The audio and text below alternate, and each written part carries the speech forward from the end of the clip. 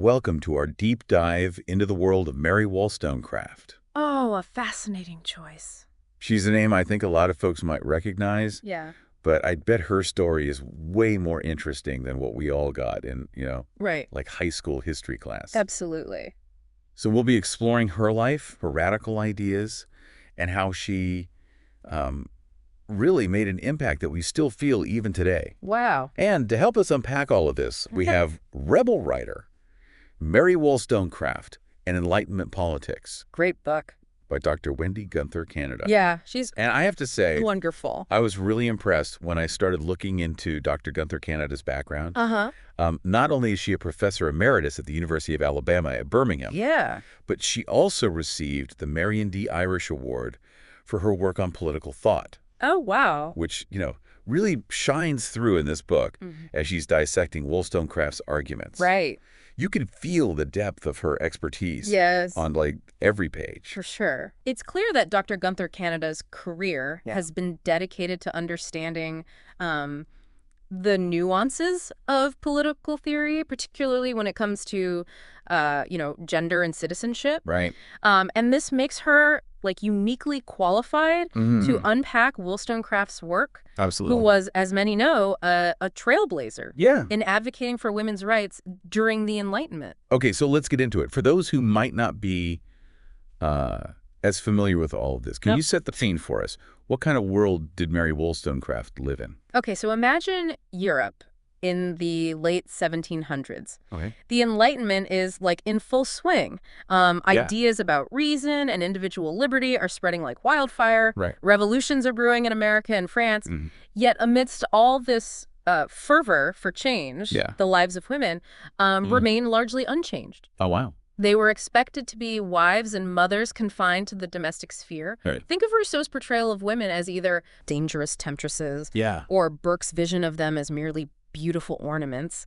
This was the prevailing view. Oh, it sounds almost suffocating. Yes. And it was into this world that Mary Wollstonecraft stepped up and said, hold on, this isn't right. Precisely. Wollstonecraft was a true revolutionary Yeah. who dared to challenge these deeply ingrained societal norms. Mm-hmm. And she did so with incredible passion and intellect, arguing that women were just as capable of reason and virtue as men. Really makes you wonder how much progress we've actually made, doesn't it? Yeah. But let's focus on Wollstonecraft's time for now. Okay. You mentioned her, sharp intellect.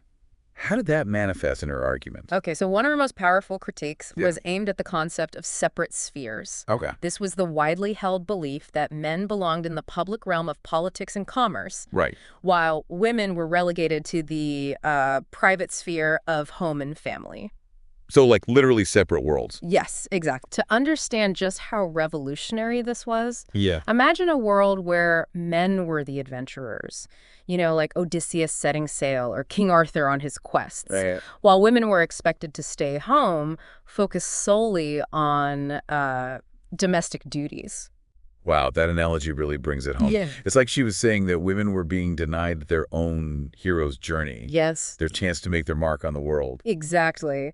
Wollstonecraft believed that this system was deliberately designed to keep women subordinate, Yeah. and she argued passionately for women's education. She didn't just want a seat at the table. She was questioning the very design of the table itself. And as Dr. Gunther-Canada points out, she didn't just talk the talk. Right. She walked the walk. Absolutely. Yeah. Her personal life was a testament to her beliefs. Mm-hmm. She had a child out of wedlock, which was incredibly scandalous at the time. Oh, wow. And later married under controversial circumstances. Mhm. She lived her truth, even when it meant facing social condemnation. What I find so fascinating about Rebel Writer is how Dr. Gunther-Canada weaves together Wollstonecraft's personal life and her philosophical arguments. Yeah. It's not just a dry recounting of facts. Yay. It's a vibrant portrait of a woman who truly embodied her beliefs. And that's one of the book's greatest strengths. Yeah. Dr. Gunther-Canada masterfully demonstrates how Wollstonecraft's own experiences shaped her political ideas and fueled her fight for equality.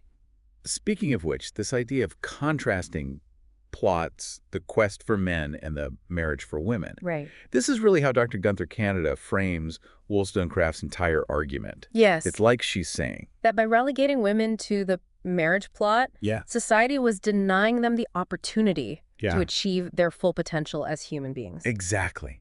It's such a powerful way to understand the limitations placed on women during that era. Yeah. And it makes you wonder how much those narratives still linger in our society today. For sure. But before we get too far ahead of ourselves, let's dive into the specifics of Wollstonecraft's arguments. Okay.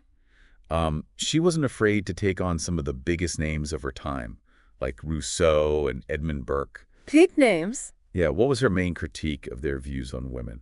Well, that's where it gets really interesting. Yeah, well, we'll have to unpack all of that right after this short break. Sounds good. Stay with us. All right. Wollstonecraft, she really took aim at, like, the very foundation of those prevailing ideas about women. Yeah.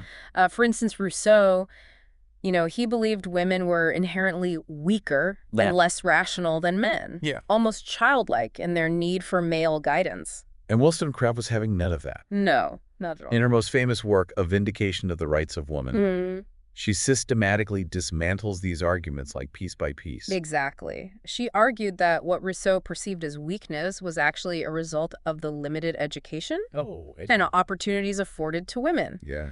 Imagine a plant deprived of sunlight and water. It wouldn't thrive, would it? Of course not. Wollstonecraft believed that women, given the same educational opportunities as men, would be just as capable of reason and virtue. It's like she was saying, don't judge a flower by its ability to bloom when you haven't even given it the chance to grow. Yes, and she didn't stop there. Oh. Wollstonecraft also challenged Edmund Burke. Right. Who had this, romanticized view of women as delicate and apolitical, existing solely to, like, adorn society. Decoration. Exactly. Yeah. She saw this idealization as not only inaccurate, but also deeply harmful. Right. As it further restricted women's aspirations and potential. So it's not even like a harmless thing to do. No, definitely not. But wasn't Wollstonecraft concerned with morality? Oh, absolutely. Yeah. It's not like she was advocating for some, wild anything-goes kind of freedom. Right. In fact, she believed that true morality stemmed from reason and individual virtue qualities. She insisted women were just as capable of developing as men. So it was less about, rebelling for rebellion's sake, more about advocating for the full development of human potential. Exactly. Regardless of gender. Precisely. She argued that denying women education and participation in public life not only limited them personally, but also deprived society of their talents and contributions. This all sounds very theoretical, though. Okay. Did she offer any practical solutions to these problems? Look, in addition to her powerful arguments in A Vindication, Wollstonecraft also turned to fiction to explore these themes in a more personal and engaging way. Okay. Her novels like Mary, A Fiction, and Maria, or The Wrongs of Woman, allowed her to illustrate the tangible consequences of these inequalities, showing how women's lives were directly affected by the limitations imposed upon them. So she was bringing those abstract political ideas into the realm of lived experience. Oh, yes. Showing how the personal I as political centuries before that became like a feminist rallying cry. Exactly. And that's what makes her work so enduring. Yeah. It's not just theoretical. Right. It speaks to the heart of the human experience. She showed how the societal norms and expectations weren't just like abstract concepts. They had real-world consequences shaping the lives of real women. It makes you wonder what those women must have thought reading her words for the first time. I know, right? What kind of impact did she have on her contemporaries? Well, Wollstonecraft was certainly a controversial figure in her own time. While she garnered some support, her ideas were also met with fierce opposition. I can imagine. Especially from those who benefited from the existing power structures. Of course, yeah. But it's clear that her work planted seeds that would eventually blossom into full-fledged movements for social change. Absolutely. Yeah. Though she may not have seen the full impact of her ideas in her lifetime. Right. Her work laid the groundwork for future generations of feminists and activists who would continue to fight for equality and women's rights. A true pioneer. Speaking of impact, one of the critiques I've read about Rebel Writer is that, well, Dr. Gunther-Canada does a phenomenal job exploring the political dimensions of Wollstonecraft's work. Yes. There's a missed opportunity to delve deeper into the complexities of motherhood Yes. and how those personal experiences might have influenced her political ideas. That's an interesting observation. Wollstonecraft herself was a mother. Right. And tragically died in childbirth. Yes. It would have been fascinating to see Dr. Gunther-Canada explore this aspect of her life in more detail, particularly given how Wollstonecraft's views on motherhood seem to have evolved over time. It's a question that definitely lingers in my mind as well. Yes. How did she balance her radical beliefs about women's rights with the realities of being a mother in that era? It's a complex question that likely doesn't have a simple answer. Yeah. Perhaps her writings themselves offer some clues. And this brings us to another point raised in the book reviews. Okay. Laura Brace, a literary scholar, suggests that Dr. Gunther-Canada could have explored further how Wollstonecraft challenged not only gender norms, but also literary conventions, blurring the lines between fiction and political commentary in her novels. That's an intriguing point. It's clear Wollstonecraft wasn't afraid to break the mold. Using her writing to challenge the status quo on multiple levels, it certainly adds another layer to her legacy as a rebel and an innovator. All right, so we've covered a lot of ground here. We have. We've talked about Wollstonecraft's life, her groundbreaking work, and the critical reception of Dr. Gunther-Canada's book. Yes. But the real question is, what does all this mean for us today? That's a question worth exploring. Yeah, and it's something that I think we should dive into right after. Sounds great. We're back and ready to kind of connect the dots, between Mary Wollstonecraft's world and our own. It's striking how relevant her ideas remain even centuries later. It really is. Like these arguments for women's education, for equal rights and opportunities. Yeah. These are battles that are still being fought in so many corners of the world. Absolutely. And it's disheartening, that we're still grappling with issues she tackled over 200 years ago. Right. But it's also inspiring that her words still resonate so deeply. It really is. What do you think she would make of our modern world?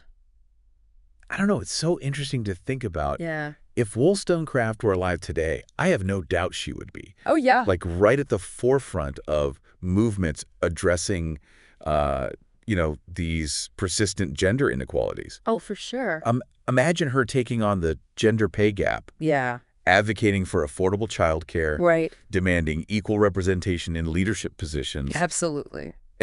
Given her passion for education, I can just picture her arguing for accessible, high-quality education for girls around the globe. Yes, and knowing her own struggles as a female writer. Right. She'd undoubtedly be, like, a fierce advocate for women's voices to be heard in media, in politics, all spheres of public life. Her story is just such a potent reminder that, progress is rarely linear. Right. There will be setbacks. There will be opposition. Yeah. But that fight for equality, that has to persist. Wollstonecraft's life was a testament to that. Absolutely. She faced immense criticism and personal hardship, yet she never wavered in her convictions. Wow. She was a true rebel, willing to challenge the status quo, even when it meant facing social isolation. Yeah. Imagine the courage it took to speak out so forcefully during a time when women were expected to be silent and submissive. She's a powerful role model, not just for women, but for anyone who dares to challenge injustice. Precisely. Her legacy, it encourages us to think critically about power structures, to question societal norms that limit human potential, and to use our voices to advocate for a more just and equitable world. So as we wrap up our deep dive into the life and legacy of Mary Wollstonecraft, I have one final question for you and for our listeners. Okay. What would you ask Wollstonecraft if you had the chance to have a conversation with her today? What insights would you seek from her extraordinary perspective? That's a brilliant question. It's something worth reflecting on, and as you ponder that, remember, Wollstonecraft's story is a reminder that each of us has the capacity to challenge injustice, to fight for what we believe in, and to contribute to a better future. That's a perfect note to end on. As it is. Thank you for joining us on this deep dive into the world of Mary Wollstonecraft. My pleasure. Until next time, keep exploring, keep questioning, and keep diving deeper.